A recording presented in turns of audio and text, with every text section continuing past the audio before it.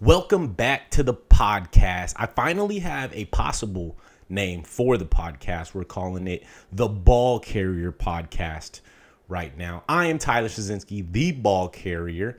There is a personal relevance to that name. I won't get into that right now. We're going to get into all things NFL related, but I'm the ball carrier.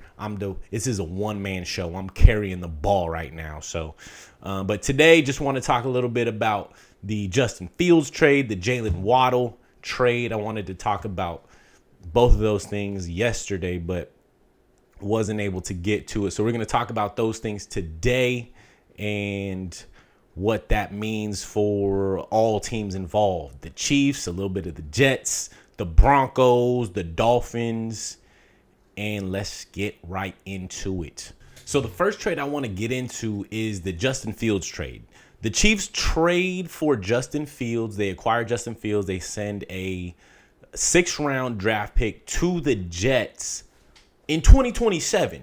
That means nothing to the Chiefs. They don't care about that. They're like, yeah, we're basically getting Justin Fields for nothing. We're just acquiring Justin Fields. Now, at first, when I heard about this trade, I'm thinking to myself, what the hell are they doing? Why would they even bring Justin into the building? And when you think about trades, like there's a few different ways to decide whether an acquisition of a player is a good acquisition or not. You can think about it schematically. Does the player fit into the scheme? Does it fit financially, which this one does? They're only paying Justin Fields $3 million. So what's the downfall bringing him into the building when the Chiefs, I don't know exactly where their cap space was, but I don't think they have a lot of cap space. So might as well only pay a backup quarterback a few $1 million rather than paying another backup quarterback more than that. And then you think about where is the team at currently and where is the player at in their career at the time. And as far as Justin Fields, his career is hanging on by a thread. So for him, this makes a lot of sense to want to go to the Chiefs. Not that he had a choice, he was traded. But it makes a lot of sense that he's probably going to be happy to go there. And for the Chiefs, they are clearly waiting for Patrick Mahomes to get healthy because Patrick Mahomes tore his ACL and his LCL. I didn't know he tore his LCL at first, but I just did a little research and it turns out he tore his LCL as well. So with that in mind, Patrick Mahomes is supposed to be back for game 1 of the NFL season. Now, I know with medical technology and all this stuff, players are rehabbing faster. They're getting back on the field after major injuries a lot quicker than they used to. But he tore his ACL and his LCL in mid-December. And he's expected to come back for game 1 of the NFL season. I don't know if that's going to happen. But I think acquiring Justin Fields gives them some cushion to decide if they even want to bring Mahomes back that soon. Because with everything going on around the Chiefs right now, this almost seems like a buffer year for them to play with, for them to have fun. And that's what it seems like it is for Andy Reid. I think that Andy really just wants a fun project to work on while Mahomes is getting healthy again, getting back to 100%. Like they traded away Trent McDuffie. They let Jaylen Watson go. They brought back Travis Kelce for some reason. I'm not too sure about that. And then Juju Smith is no longer there. Hollywood Brown is gone. So a lot of the veterans that they've had that they've won championships with are no longer there. Mahomes is hurt. So right now they're just kind of in a buffer period. I don't think they're expecting to go win a Super Bowl this year. I've heard a lot of people talk about that they're not punting on the year. They're not going to just give up. They're not going to just throw this year away. But I don't think they have a whole lot of high expectations for this year. So bringing in Justin Fields, this is the perfect opportunity for Andy to just get the ball rolling again with the offense. Gain some momentum back with the offense. They brought in Kenneth Walker, so they do plan to run the ball a lot more. Patrick Mahomes is coming back. You don't want to have to rely on him too much to be a big part of the run game, which he was previously. So you can rely on Kenneth Walker now. You bring in Justin Fields. He's a running quarterback. So I think this year, especially with Justin Fields, if he gets to start, which I think they should allow him to start 4 games, 6 games. If he can go 500 in that time frame, then you bring back Mahomes when he's healthy and he's good, and you don't have to worry about him like needing to recover anymore. He'll be fully 100% by then, and then let him take it over. If he can win like 7, 8 games, get to 10 wins, get to the playoffs, I think that'd be the perfect approach for the Chiefs going into next year. So, and this is a perfect opportunity for Justin to show that he can be part of a winning team. Like the Chiefs have won 3 Super Bowls in the last 7 years. And right now I think Andy's like, shit, I'm bored. This is a fun project. He saw what Kevin O'Connell has done with Sam Darnold. He saw what Kyle Shanahan has done with Mac Jones, giving a boost to his career. He's going to be a top quarterback prospect in free agency next year once his contract is done with the Niners. So Andy Reid has seen these quarterback resurgences, and he's like, I want to have fun. I want to be part of the crew too. I'm trying to rehab a young kid's career. So that's what he's gonna do with Justin Fields. Now we'll see if he can do it or not. But I think that's where Andy's mind is right now, because Justin Fields, he has never had a quarterback of Andy Reid's level, especially offensively.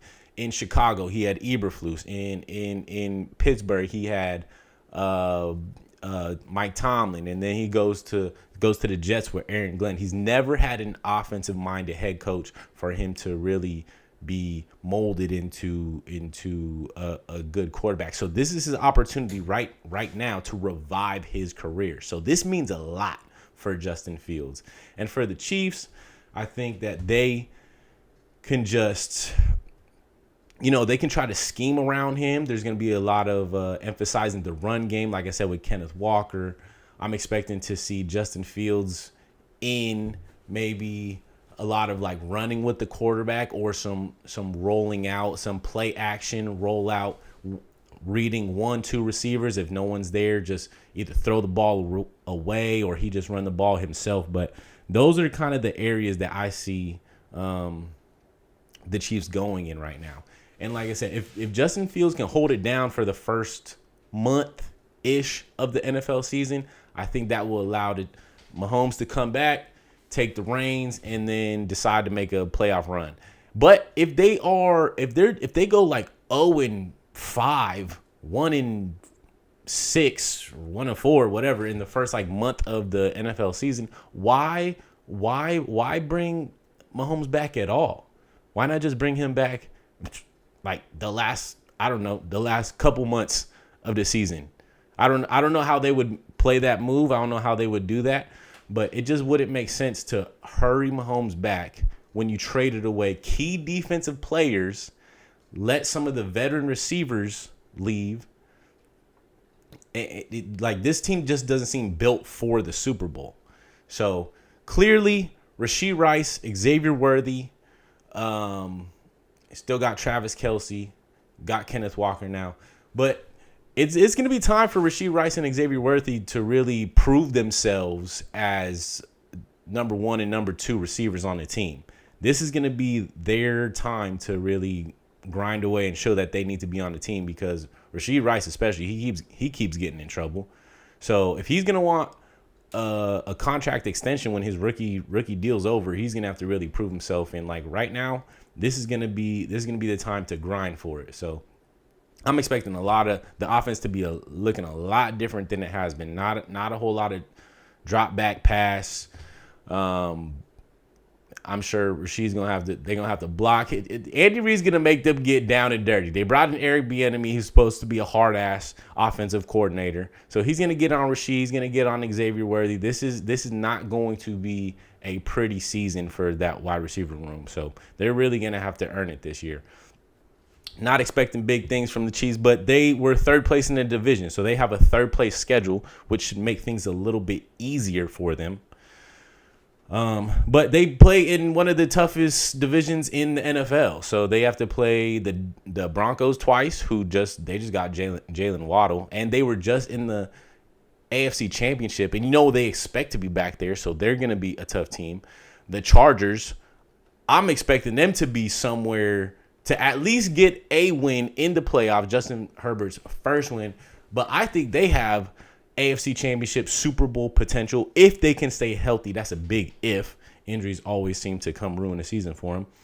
But those two teams right there. And then the Raiders, I'm expecting them to be looking new and improved. I don't expect big things making the playoffs or anything, but I do expect them to look a lot better than they have been. So this is a tough division. And then they got to play the NFC West, which is, goddamn, they got to play the NFC West. So they got to play the Rams. They got to play the Niners. They got to play the Seahawks, the booty-ass Cardinals. That's going to be a some tough teams to go through. So they've got a tough road ahead. So I'm not expecting big things from the Chiefs this year. 2027 seems to be the year to aim for the Chiefs to fully make that resurgence and their claim to still being a dynasty. Now, as far as the Jets side of this, I'm going to be quick with this. I don't think they have a goddamn clue what they're doing. They really don't. They're going in circles. They got rid of Justin Fields to bring back Geno Smith after, they've already had Geno Smith. He's been on the team. He left the team. Now he's back on the team.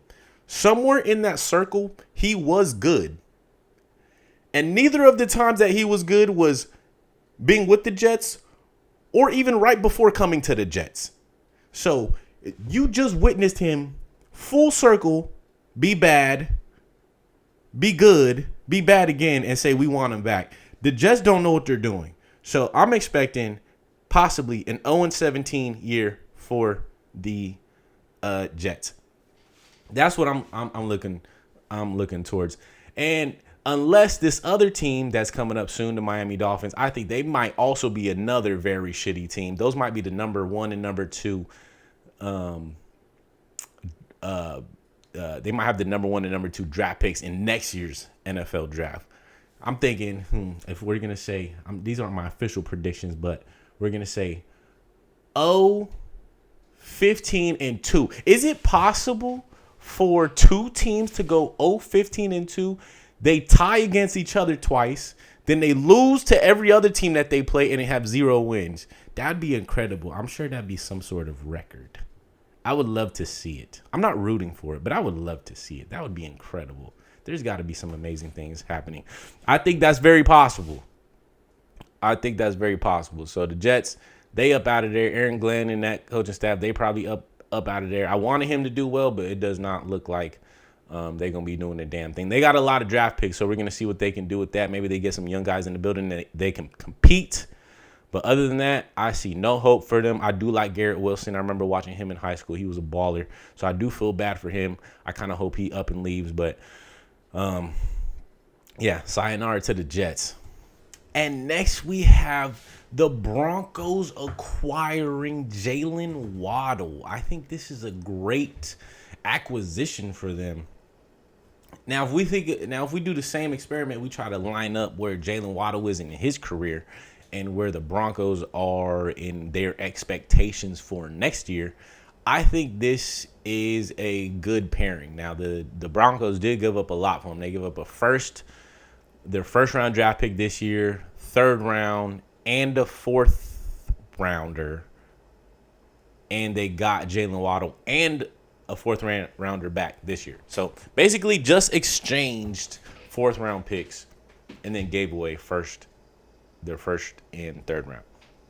So I think that the Broncos understood how close they were to getting to the Super Bowl last year against the Seahawks. I do not think they would have won that game. I don't at all. But they were this close. They were a Bo Nix ankle away from getting to the Super Bowl because the Patriots very much overachieved in my eyes last year. And I think with a healthy Bo Nix, not that I think he's the greatest quarterback in the league. I don't even think he's top 3 in his own draft class. He played against Drake May, who right now is probably considered number 1. Between him and Caleb, they're probably number 1 and number 2. And then obviously Jaden Daniels is right there. But Bo Nix is you can play with him. He's manageable. He can run the offense. He can make some good decisions. He comes in clutch very much in the fourth quarter, as we've seen a lot of times this past season. So if he can continue to be a decent quarterback, the Broncos have the roster. They have the team to be able to go to make another run. Because the AFC right now is up for grabs very much in my eyes. Like the Chiefs are down, and every other team that's competitive for the AFC right now seems to be the Broncos. The Bills seem to be loading up on offense. The Texans seem like they are a couple CJ Stroud non-mistakes away from having a Super Bowl run. I like the Chargers if they're healthy. The Ravens, who knows what's going on over there? They lost some pieces on offense. They're trying to stack up on defense. They have a new head coach, so who knows what's going on? The AFC is up for grabs right now, and I think the Broncos are able to take it. And this move, acquiring Jaylen Waddle, seems to be the thing that they really need to do on offense, because they don't have anybody special on offense. Courtland Sutton is good. But I don't see anybody on their offense that gives them any pizzazz, anything special to go, wow, that their offense is amazing.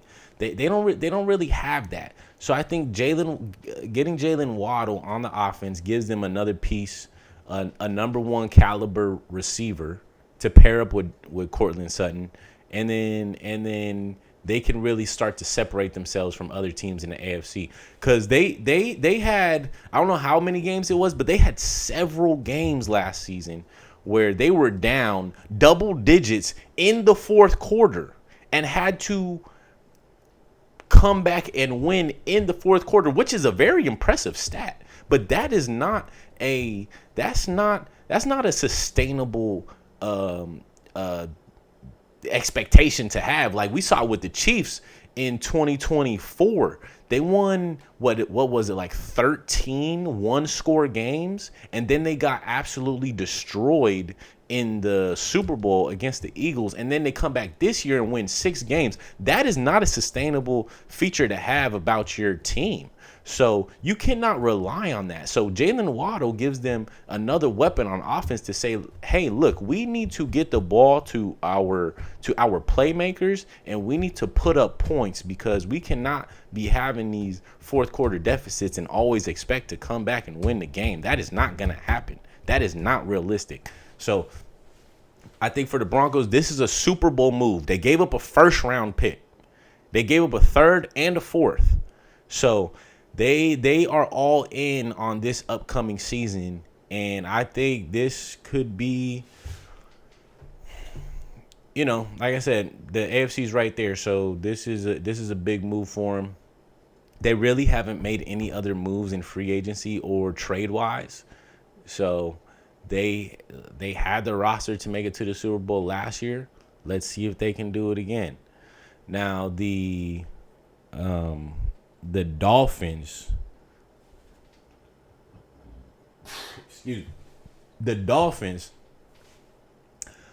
I thought bringing in Malik Willis was a move to say that we want to be competitive for next season. Trading Jaylen Waddle tells me we're not going to be competitive next season.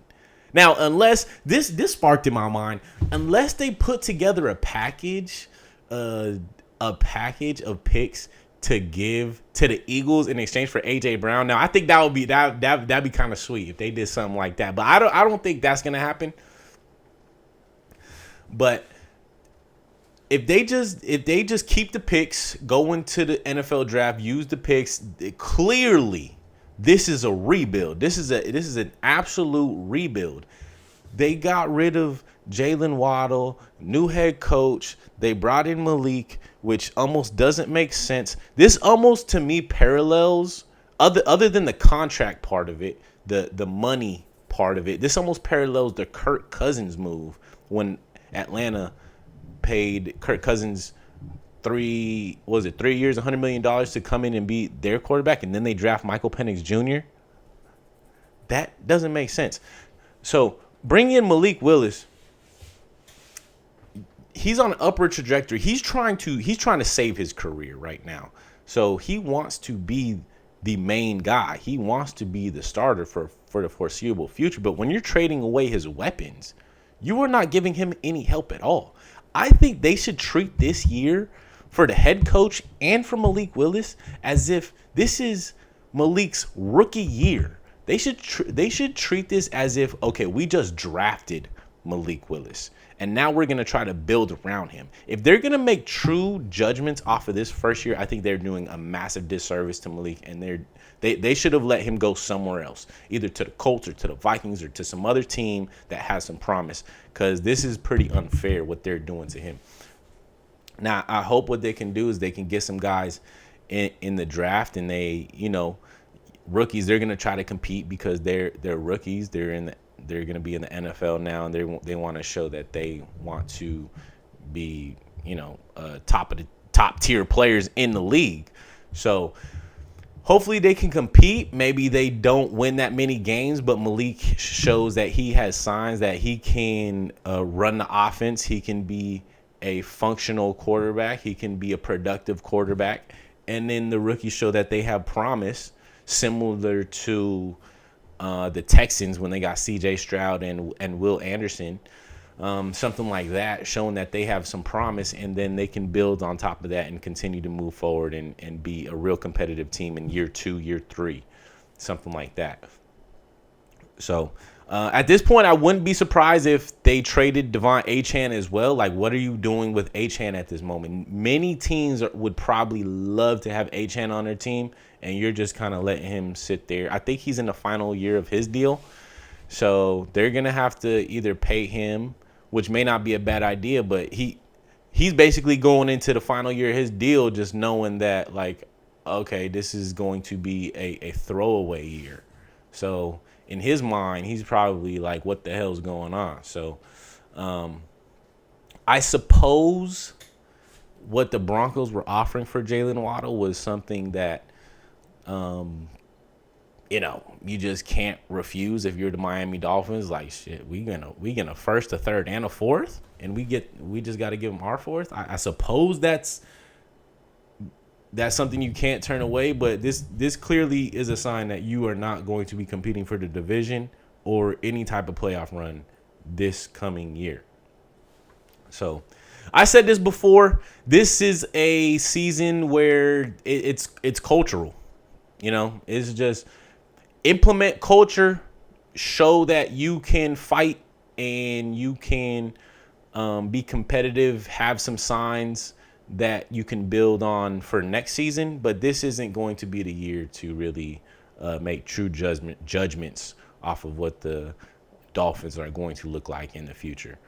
So, some heavy impacts going on with Jaylen Waddle to the Broncos. That's going to be exciting to see. Hopefully, I'm still a Bulls fan, so I know we're going to take them down. I'm not too worried about that. We're going to strap them up. But in the Broncos' eyes, they think this is going to be a big mover for them. Who knows? AFC's up for grabs. Let's see what's going on. Let's just keep hoping that more news keeps breaking. The NFL is getting fun. The NFL draft is coming up, so we'll talk about that pretty soon, and maybe do like a little mock draft and see what else is what teams are going to be looking for as far as like their draft picks and stuff like that. So a lot of heavy hitters in this draft. Can't wait to see where Jeremiah Love goes. Obviously, Mendoza's going 1 overall, and some of these edge rushers. Let's see where they go. So, subscribe, like, comment, share with your friends, all that good stuff. Peace out.